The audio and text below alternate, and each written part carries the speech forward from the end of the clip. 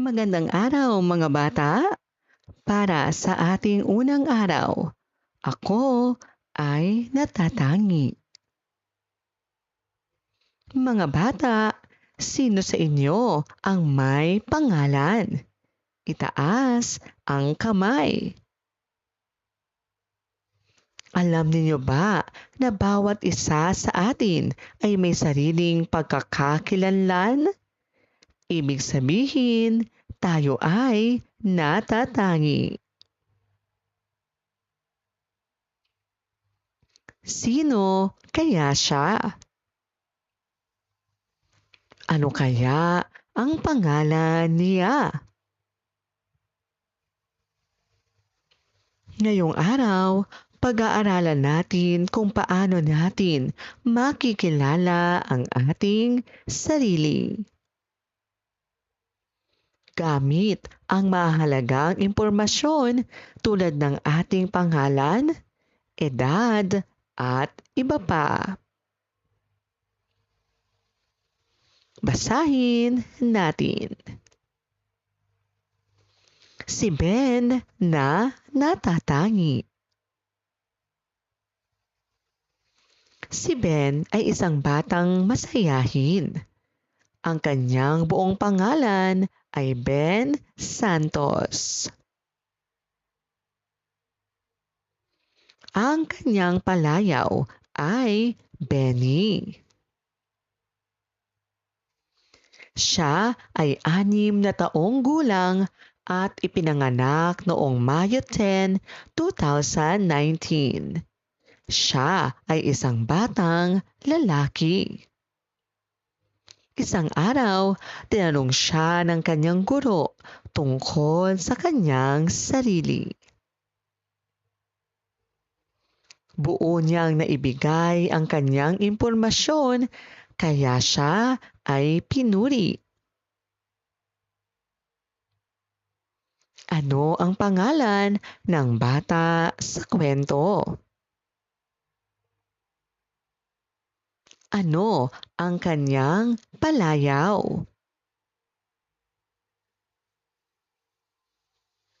Ilang taon na siya? Kailan siya ipinanganak? Bakit siya pinuri ng guro? Ang bawat tao ay may batayang impormasyon na tumutulong upang makilala siya.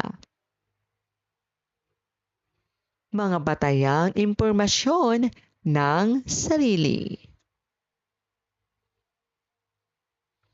Pangalan. Ito ang tawag sa iyo. Palayaw. Tawag sa iyo ng pamilya o kaibigan. Edad.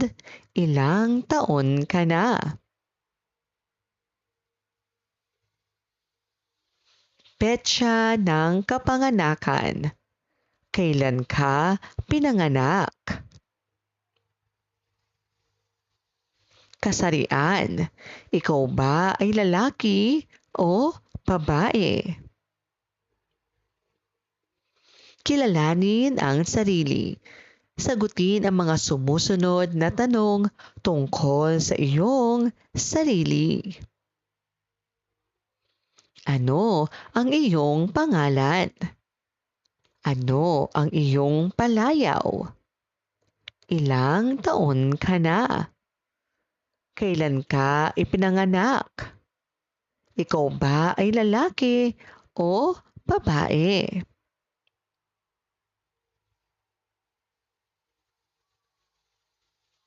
Ang bawat bata ay may sariling pagkakakilanlan.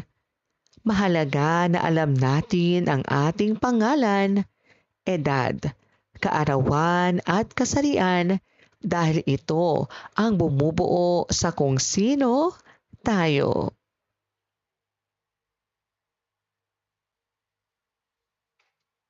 Gawin natin. Piliin ang tamang sagot. Ang tawag sa iyo ay iyong ilang taon ka na ay tumutukoy sa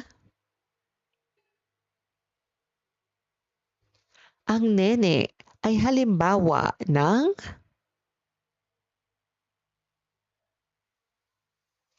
Enero 5, 2018 ay isang lalaki o babae ay tumutukoy sa gawin natin. Iguhit ang iyong sarili at isulat sa gilid ang iyong batayang impormasyon.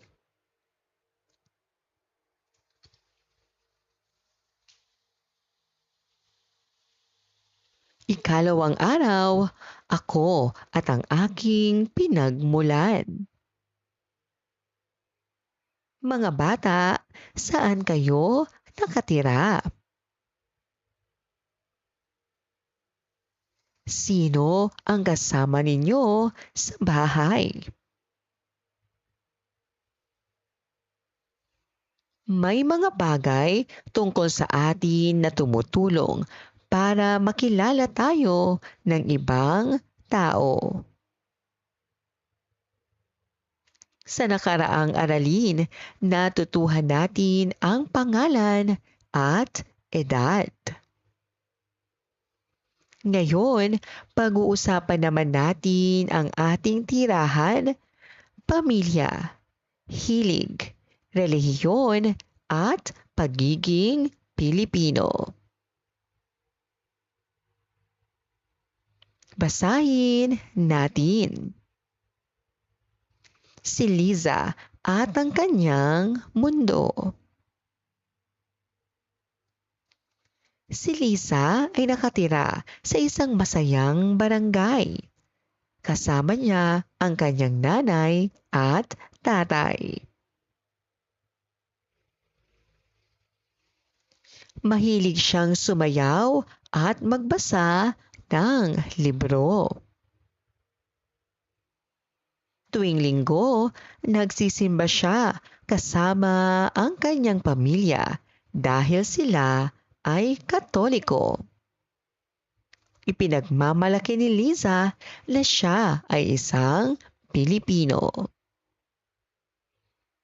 Isang araw, tinanong siya ng guro tungkol sa kanyang sarili. Masaya niyang ibinahagi ang kanyang tirahan, pamilya at hilig. Dahil dito, lalo siyang nakilala ng kanyang mga kaklase. Saan nakatira si Liza? Sino ang kasama niya sa bahay? Ano ang kanyang hilig? Ano ang kanyang relihiyon? Bakit dapat nating alam ang impormasyon ng sarili? Mga batayang impormasyon ng sarili. Tirahan. Lugar kung saan tayo nakatira. Magulang. Ang pangalan ng iyong nanay at tatay. Gusto o hilig. Mga bagay na gusto mong gawin. Paniniwala o relihiyon. Ang iyong pananampalataya. Pagka-mamamayan o citizenship. Ang bansang kinabibilangan mo.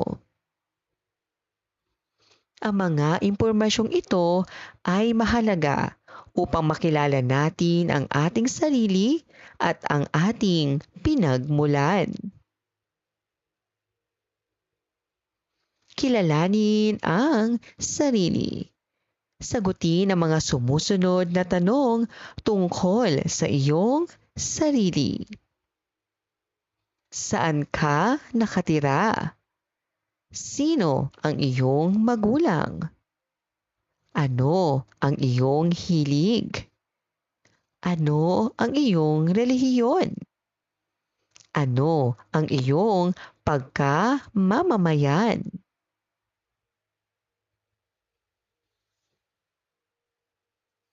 Ang bawat bata ay may sariling tirahan, pamilya, hilig, paniniwala at pagkamamamayan. Ang mga ito ay mahalagang bahagi ng ating pagkatao. Gawin natin. Piliin ang tamang sagot. Saan ka nakatira ay tumutukoy sa ang nanay at tatay ay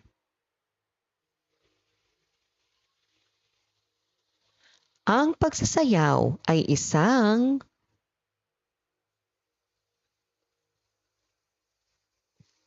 ang pagiging Katoliko ay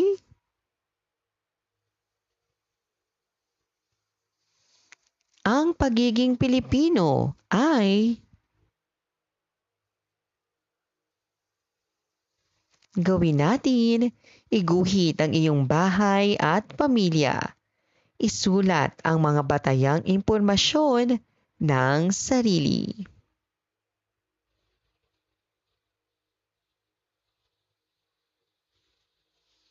Ikatlong araw, kilalanin at ipagmalaki ang iyong sarili. Basahin natin. Si Carlo na matapang. Si Carlo ay mahiyain noon. Nahihiya siyang magsalita sa harap ng klase. Isang araw, tinuruan siya ng kanyang guro kung paano ipakilala ang kanyang sarili. Sinabi niya, "Ako si Carlo Cruz.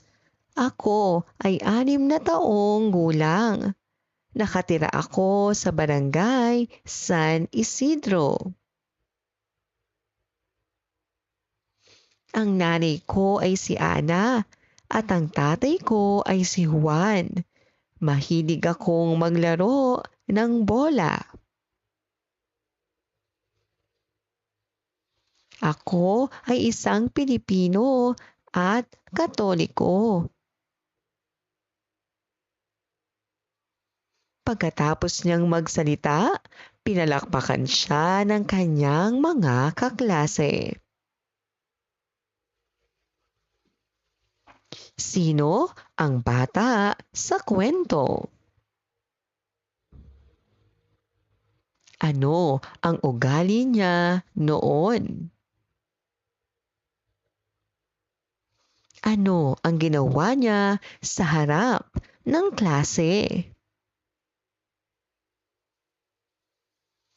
Ano ang naramdaman niya pagkatapos? Ano ang aral ng kwento? Ipakilala ang sarili. Gamit ang mga impormasyon ng sarili, magpakilala sa iyong kaklase. Ano ang iyong pangalan? Ilang taon ka na? Sino ang iyong magulang? Saan ka nakatira? Ano ang iyong hilig.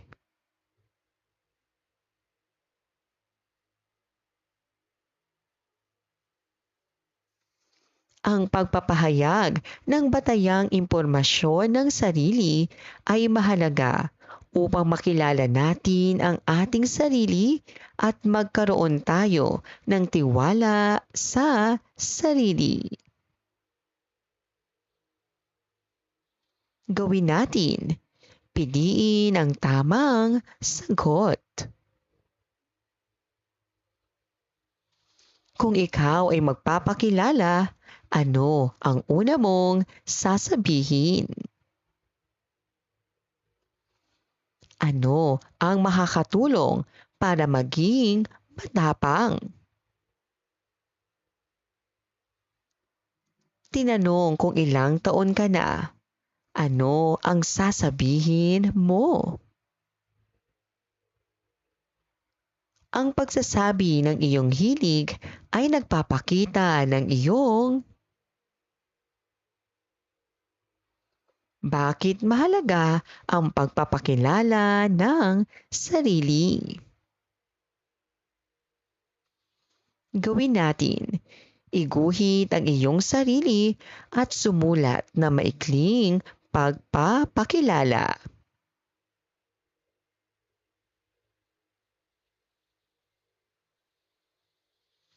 Ikaapat na araw, ako ay may tiwala sa sarili. Gawing wagi o gawing mali.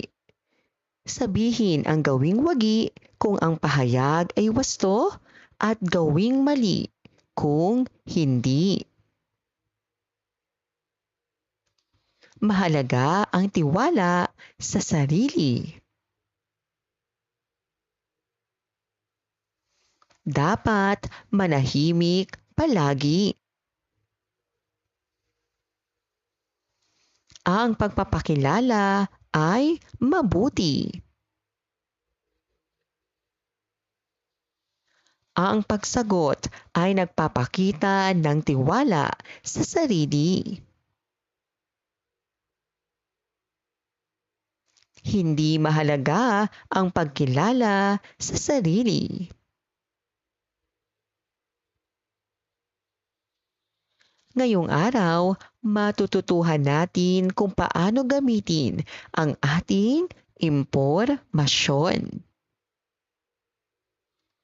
Tulad ng pangalan, edad, at iba pa sa tamang sitwasyon at kung paano ito nakakatulong sa ating tiwala sa sarili. Basahin natin. Si Mia na may tiwala sa sarili. Si Mia ay bagong estudyante sa paaralan. Noong una, nahihiya siyang magsalita. Isang araw, pinakilala siya ng guro sa klase. Huminga siya ng malalim at nagsabi, "Ako si Mia Santos. Ako ay 6 na taong gulang. Mahilig akong kumanta. Nakatira ako sa Barangay Malaya." Ngumiti ang kanyang mga kaklase at pinalakpakan siya. Natuwa si Mia at hindi na siya natakot magsalita.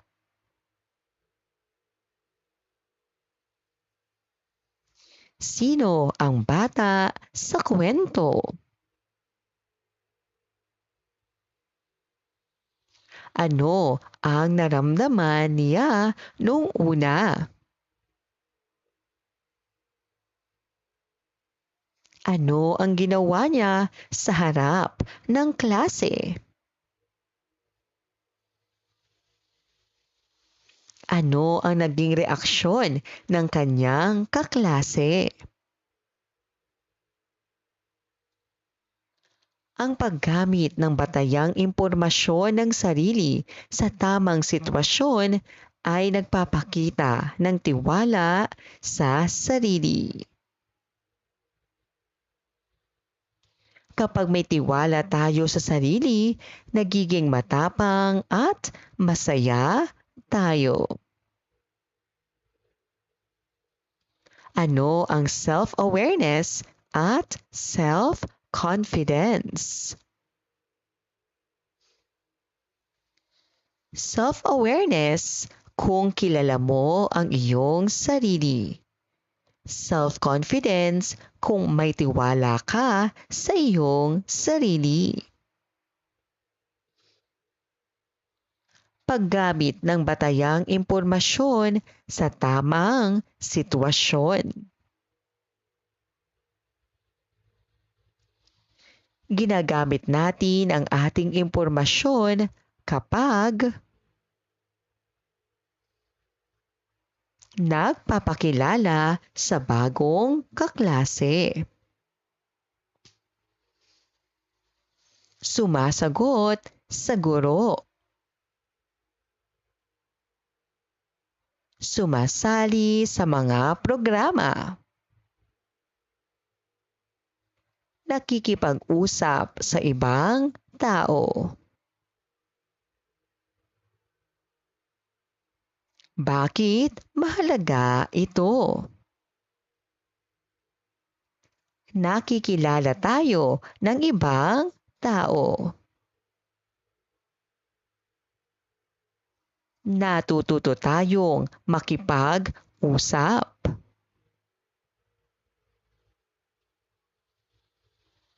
Nagiging matapang tayo.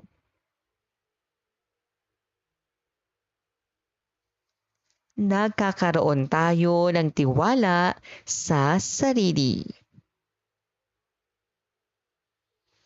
Gawin natin. Piliin ang tamang sagot. Kung may bagong kaklase, ano ang gagawin mo? Kung tinanong ka ng guro, dapat kang kapag ginagamit mo ang iyong impormasyon, ikaw ay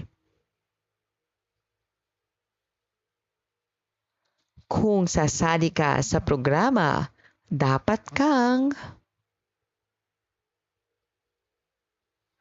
bakit mahalaga ang tiwala sa sarili?